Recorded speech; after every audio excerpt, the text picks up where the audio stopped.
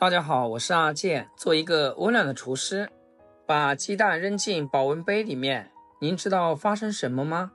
究竟有什么神奇妙用？接下来就一起跟我视频来看看吧。首先我们把鸡蛋清洗一下，往鸡蛋的表面撒些小苏打，再加入多些的清水，搅拌使小苏打溶解后，把鸡蛋浸泡着搓洗。因为鸡蛋表面残留粪便细菌，如果没有清洗干净，煮的时候会随着鸡蛋表面的气孔进入到鸡蛋中。为了避免污染我们的保温杯，我们要使用一些小苏打，使鸡蛋彻底的清洗干净。多加这一步，洗出来的鸡蛋超级干净。其实鸡蛋壳并不像我们看到的那样封闭，鸡蛋壳的表面是有很多小孔洞的，只是我们并不能观察到，所以煮之前一定要清洗，不然煮制时保护膜被破坏，细菌就会进入到鸡蛋内部啦。小苏打还能有效杀菌消毒，还能软化蛋壳，可以为后续轻松剥壳打下基础。我们就这样将其一一搓洗一遍，然后再用清水漂洗干净就行。清洗干净先放一边，再准备一个保温杯，打开盖子，直接倒入刚刚烧开的开水，什么也不需要加，就放水就行。这一步主要是为了软糊，让保温杯里边的温度快速升上来，再盖上盖子，软糊30秒的时间。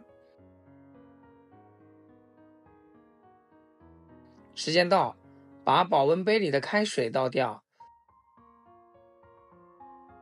再拿出刚刚洗干净的鸡蛋，将保温杯横放，把鸡蛋缓缓地滑进去，不要直接扔进去，避免鸡蛋破损。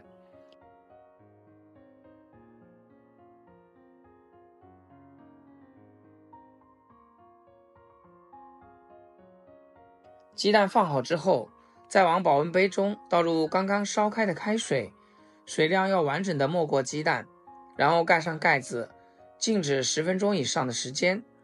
这时间我们可以去洗漱，又或者带着保温杯去上班。15分钟后，先把保温杯中的水给倒出来，再竖起来将鸡蛋拿出，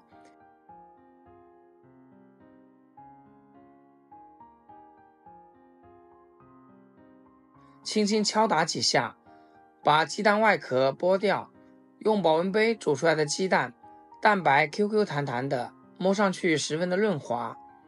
捏开鸡蛋，蛋黄凝固的刚刚好。如果是喜欢吃老一点的朋友，就可以让鸡蛋在保温杯中多焖上几分钟，再拿出来的话就会成熟的更好。学会这个做法以后，我们就可以利用保温杯来煮鸡蛋，不仅方便快捷，还能省时省力哦。最主要，这样煮出来的蛋真的是刚刚好，味道吃起来非常鲜甜。这个方法非常适合于学生、上班族。如果你每天早上都想偷懒，多睡10分钟懒觉的话，那么这个方法一定要记得学起来，绝对实用。鸡蛋是我们生活中经常会吃到的一种食物，它的营养非常丰富，不管是老人还是孩子，常吃鸡蛋对身体是好处多多。但是有时候我们上班来不及在家里面煮鸡蛋，所以煮鸡蛋不一定非要放在锅里面来煮，只要我们家里有保温杯，就可以用它来煮鸡蛋。不管你在什么地方，什么时候都可以非常的方便。